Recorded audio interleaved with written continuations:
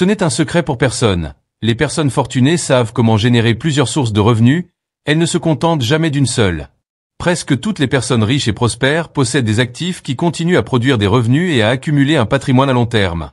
Mais quels sont exactement ces actifs ? Quels sont les actifs sur lesquels les riches s'appuient ?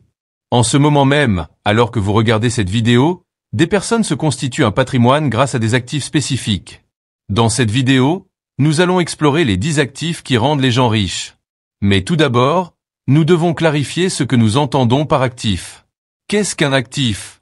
Pour simplifier, nous utiliserons la définition de Robert Kiyosaki dans son célèbre livre « Père riche, Père pauvre ». Un actif est tout ce qui met de l'argent dans votre poche. En revanche, un passif est quelque chose qui vous fait perdre de l'argent.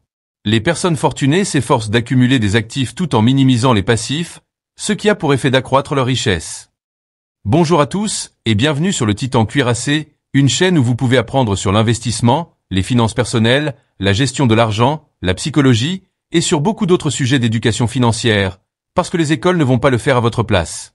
Si l'un de ces sujets vous intéresse, ou si vous voulez apprendre à mieux gérer votre argent et à jouir d'une plus grande liberté financière, n'oubliez pas de vous abonner, de me laisser un like et d'activer la cloche des notifications pour être averti chaque fois que je publierai une nouvelle vidéo.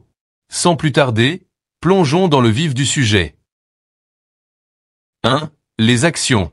Depuis des siècles, les actions sont la pierre angulaire de la création de richesses. Imaginez ceci. Si vous aviez investi $220 dans l'action Apple en 1980, elle vaudrait aujourd'hui plus de $180 000. Les actions peuvent sembler complexes à première vue, mais le concept de base est simple. Lorsque vous achetez une action, vous achetez une petite participation dans une société. À mesure que la société se développe, la valeur de votre investissement augmente. Mais il y a un hic. Investir dans des actions ne vous permet pas seulement de devenir propriétaire, mais aussi de participer à la réussite de l'entreprise. Par exemple, supposons qu'une entreprise évaluée à $10 millions émette 1 million d'actions. Si vous possédez 50 000 actions, vous détenez en fait 5% de l'entreprise, ce qui vaut un demi-million de dollars. Si la valeur de l'entreprise grimpe à 50 millions de dollars, votre participation passe à 2,5 millions de dollars. Il y a deux façons principales de tirer profit des actions. La première consiste à réaliser des plus-values. Lorsque la valeur de l'entreprise augmente, votre part augmente également. L'autre est le dividende. Certaines sociétés partagent une partie de leurs bénéfices avec les actionnaires sous la forme de dividendes trimestriels. Ces revenus passifs peuvent être réinvestis ou dépensés, ce qui permet d'augmenter encore davantage vos revenus. 2. Les obligations. Les obligations constituent un autre moyen de se constituer un patrimoine, en particulier pour ceux qui recherchent des investissements moins risqués. Lorsqu'un gouvernement ou une entreprise a besoin de lever des fonds, il émet des obligations. Contrairement aux actions, les obligations représentent une dette. Lorsque vous achetez une obligation, vous prêtez essentiellement de l'argent à l'émetteur en échange de paiement d'intérêts sur une période déterminée. Les obligations sont considérées comme plus sûres que les actions, car elles offrent un rendement fixe, quelles que soient les fluctuations du marché. Par exemple, si une entreprise perd de la valeur, les actionnaires subissent la perte, mais les détenteurs d'obligations continuent de percevoir leurs intérêts tant que l'entreprise peut honorer ses obligations. Les obligations offrent généralement des rendements plus faibles, de l'ordre de 3% par an, mais elles offrent une certaine stabilité, en particulier dans le cadre d'un portefeuille bien diversifié. 3. L'immobilier. L'immobilier a permis à d'innombrables personnes de s'enrichir, et ce pour de bonnes raisons. Avec la croissance démographique, la demande de logements et d'espaces commerciaux ne cesse d'augmenter. Il existe de nombreuses façons de tirer profit de l'immobilier. La plus courante étant le revenu locatif. Vous pouvez être propriétaire d'un bien immobilier et le louer à des locataires, ce qui vous permet de percevoir un revenu mensuel régulier sans avoir à fournir beaucoup d'efforts, ce qui constitue un excellent exemple de revenu passif. Une autre stratégie puissante de constitution de patrimoine est l'effet de levier de la dette. De nombreux investisseurs immobiliers contractent des emprunts pour acheter des biens, utilisant des hypothèques pour acquérir des actifs qu'ils ne pourraient pas se permettre autrement. Au fil du temps, les locataires remboursent l'hypothèque grâce au loyer, et le propriétaire du bien se constitue un capital. En outre, les biens immobiliers prennent généralement de la valeur au fil du temps, ce qui permet d'envisager un paiement important au moment de la vente. 4. Les REIT, Real Estate Investment Trust, ou fonds d'investissement immobilier. Si vous aimez l'idée de l'immobilier mais que vous ne voulez pas vous occuper de la gestion de la propriété, les fonds d'investissement immobilier pourraient être l'actif idéal pour vous. Un fonds d'investissement immobilier est une société qui possède et exploite des biens immobiliers générateurs de revenus. En achetant des actions, vous pouvez investir dans un portefeuille de biens immobiliers, ce qui vous permet de percevoir une partie des revenus générés par les biens immobiliers sans jamais avoir à gérer un seul bien. Les fonds d'investissement immobilier fonctionnent de la même manière que les actions. Elles sont négociées sur les principales places boursières, et les actionnaires reçoivent des dividendes provenant des bénéfices que la société tire de ses biens immobiliers. C'est un moyen simple de profiter du marché lucratif de l'immobilier. 5. Les entreprises. La création d'une entreprise est l'un des moyens les plus directs de créer de la richesse. Même si elle n'est pas forcément passive au départ, une entreprise peut devenir une machine à gagner de l'argent si elle est développée et systématisée de manière efficace. Pensez à des entrepreneurs emblématiques comme Steve Jobs ou Elon Musk, qui ont créé des entreprises qui ont non seulement généré d'immenses richesses, mais qui ont également eu un impact durable sur leur secteur respectif. Même si votre entreprise est petite, avec les bons systèmes en place, elle peut éventuellement fonctionner sans votre contribution constante, la transformant en un actif générateur de revenus. Qu'il s'agisse d'une entreprise en ligne, d'un magasin physique ou d'une société de conseil, les entreprises ont un potentiel de croissance illimité.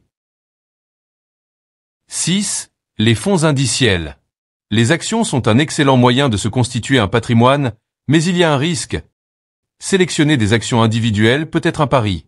Les fonds indiciels atténuent ce risque en offrant une diversification instantanée. Il s'agit de fonds communs de placement qui suivent des sections spécifiques du marché financier, comme le S&P 500, qui suit les 500 plus grandes entreprises des États-Unis. L'intérêt des fonds indiciels est qu'ils répartissent votre investissement entre de nombreuses sociétés, réduisant ainsi le risque de sous-performance d'une seule action. En outre, les frais de fonctionnement étant faibles, vous ne payez pas de frais de gestion élevés qui grugent vos bénéfices. Warren Buffett lui-même est un partisan de longue date des fonds indiciels pour les investisseurs à long terme. 7. Les brevets et marques déposées. Vous avez une invention ou une idée créative.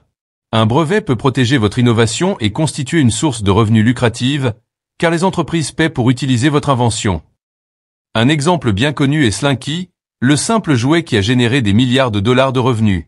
Les marques, quant à elles, protègent les propriétés intellectuelles telles que les logos, les noms de marque et même les phrases d'accroche. De nombreuses expressions populaires sont protégées par une marque, ce qui signifie que les entreprises doivent payer des redevances pour les utiliser dans leur marketing. 8. Les produits numériques. L'ère numérique a ouvert un monde d'opportunités pour la création d'actifs générateurs de revenus. Des livres électroniques au cours en ligne, les produits numériques sont très rentables car ils peuvent être créés une fois et vendus à plusieurs reprises. Les entrepreneurs et les créatifs se tournent vers les produits numériques pour générer des flux de revenus passifs, qu'il s'agisse de vendre des photos d'archives, de la musique ou même du code. La beauté des produits numériques réside dans le fait que les revenus sont évolutifs, avec un minimum d'efforts continus. 9. Les droits d'auteur. Les droits d'auteur protègent la propriété intellectuelle comme les livres, la musique ou d'autres œuvres créatives. Les auteurs, les musiciens et les artistes peuvent concéder des licences sur leurs créations et percevoir des redevances. Par exemple, J.K. Rowling continue de gagner de l'argent grâce à ses livres Harry Potter, ses films, ses produits dérivés et même ses attractions dans les parcs à thème. Chaque couche de propriété intellectuelle apporte de nouvelles sources de revenus, ce qui montre l'immense potentiel des détenteurs de droits d'auteur. 10. Les marques d'audience et de médias sociaux. La constitution d'un large public en ligne est devenue l'un des atouts les plus puissants du monde moderne. Les influenceurs des médias sociaux, les youtubeurs et les créateurs de contenu monétisent leur audience en établissant des partenariats avec des marques, en vendant des produits, etc. La beauté des médias sociaux réside dans le fait que tout le monde peut commencer avec un investissement minimal. La possibilité de se connecter directement avec son public ouvre des possibilités infinies de générer des revenus, que ce soit par le biais de contenus sponsorisés, de marchandises ou de produits numériques. Voilà pour la vidéo d'aujourd'hui. J'espère que vous l'avez appréciée et qu'elle vous a apporté quelque chose. Si c'est le cas, n'hésitez pas à vous abonner, à me laisser un like et à activer la cloche des notifications pour être averti chaque fois que je publierai une nouvelle vidéo, car j'en ai beaucoup d'autres de ce genre à venir prochainement, ainsi que des résumés de livres et d'autres choses amusantes. Merci d'avoir regardé et passez une bonne journée.